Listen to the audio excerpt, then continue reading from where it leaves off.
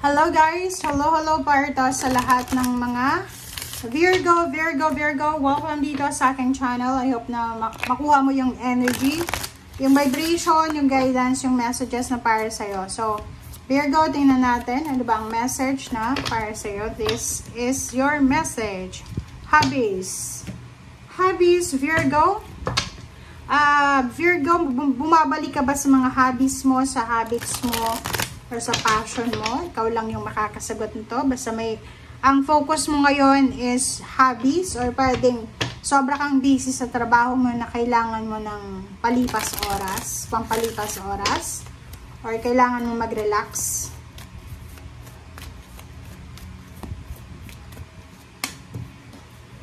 Wow! Prosperity. Okay, Virgo. Dito sa barahang to, sinasabi ng baraha sa'yo na a gift of money is on its way. Your income is incoming. Manage your finances with love. Wow! Congratulations sa'yo dito, Virgo, kasi may prosperity. Incoming prosperity, inflow, diba?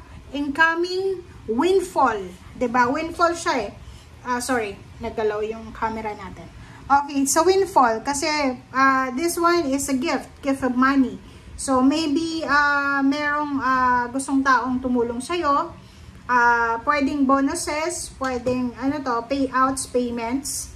And, posibleng yung business mo ay increasing yung benta. Yung income mo ay increasing din. So, sinasabi ng baraha sa'yo na kailangan mong maging wise kasi kailangan mong i-manage yung iyong resources ng tama. Maging wise ka sa pagmamanage ng resources mo o ng pera mo.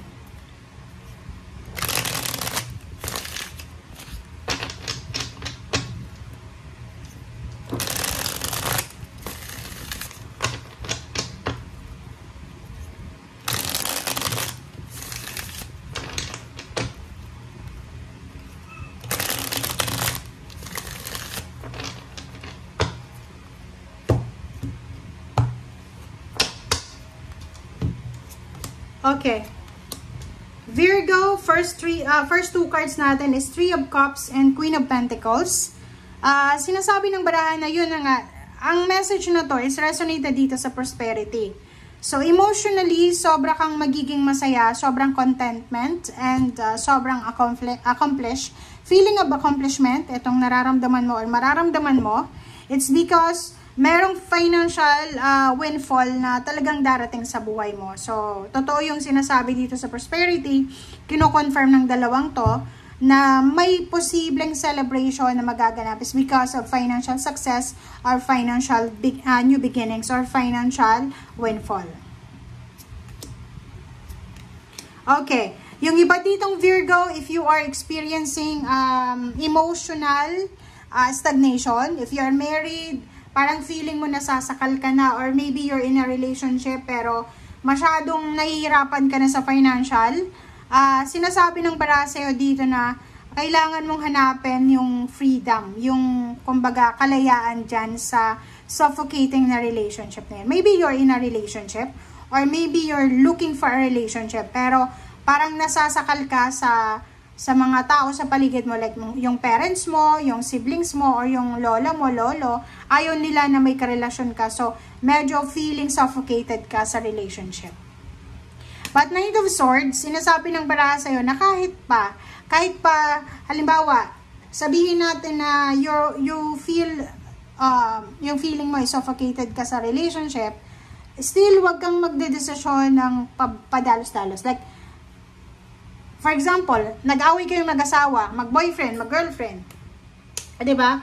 Pag nag-aaway yung dalawang taong nagmamahalan, parang, diba, sasabihin, ayoko na, makikipaghiwalay na. Pero, once na nagbati sila, parang wala lang. So, dito sinasabi, wag na wag kang, kumbaga, magdedesisyon ng mga bagay-bagay, lalo ng hiwalayan, lalo na yung pagta-travel, pagre-resign, ng ganyan, kung mainit yung ulo mo. Diba? Kailangan mong, kumbaga, pakalmahin ang iyong emotion, ang iyong sarili, bago ka gumawa ng isang desisyon.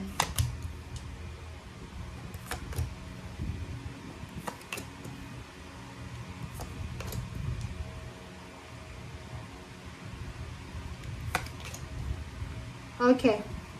Sa ilalim mo dito is the sun. So, yung the sun dito, sinasabi sa'yo na maraming incoming celebration, source of happiness, Virgo. So, kung halimbawa sa ngayon malungkot ka or marami kang mga pinagdadaanan na kalungkutan sa buhay, just let it go, 'di ba? Sabihin mo okay lang sa ngayon kasi sinasabi ng baraha mo dito na sa ilalim niya, yung focus dito is lahat ng ito na pinagdadaanan mong suffocation, stagnation, restrictions, lahat yan ay may kapalit na kaligayahan. Queen of Cups, if you are struggling, if you are in, kumbaga, destructive na pamumuhay sa ngayon, or parang feeling mo hopeless and helpless, kalmahin mo ang sarili mo. Kalma lang, okay? Kumalma ka, and, sinasabi, keep going forward. Diba? Kahit like for example, may mga pinagdadaanan kayong hindi maganda sa buhay, huwag kang padadala dyan sa pinagdadaanan mo na yan, diba? So, huwag kang maging bitter, huwag kang maging sad, huwag kang magbago ng ugali. Diba? So, last two cards natin dito is Knight of Rods and Eight of Pentacles. Ang ganda dito, Virgo, kasi sobra-sobra kang magiging motivated, sobra kang magiging excited, sobra-sobra kang magiging determinado, kasi isang trabaho or isang source of income, maybe business or anything na may involve ng money, ang possible na darating sa'yo. Okay? So, sinasabi ng baraha sa'yo dito na since mayroong Knight of Swords, malakidlat ito na, kumbaga, good news na pwedeng pagkakitaan. So, dito ka mag-focus. Sinasabi sa'yo, Virgo, na huwag kang mag-focus sa stagnation ng relationship, restrictions sa pamilya. Mag-focus ka dito sa trabaho mo or sa pagkakakitaan. Kasi, nandito yung prosperity, abundance, sinasabi na may mga incoming windfall na pera, yung income pwedeng madagdagan, may mga bonuses, but yun nga, if ever makatanggap ka talaga ng lump sum of money, huge amount of money, be careful kasi kailangan mong i-manage ito ng tama. Okay? Three of Cups and then Eight of Pentacles. So, pwedeng merong talagang celebration. It's a celebration of victory and success. Maybe promotion, salary increase, or job opening ito or job offer na talagang nakatadhana para sa'yo.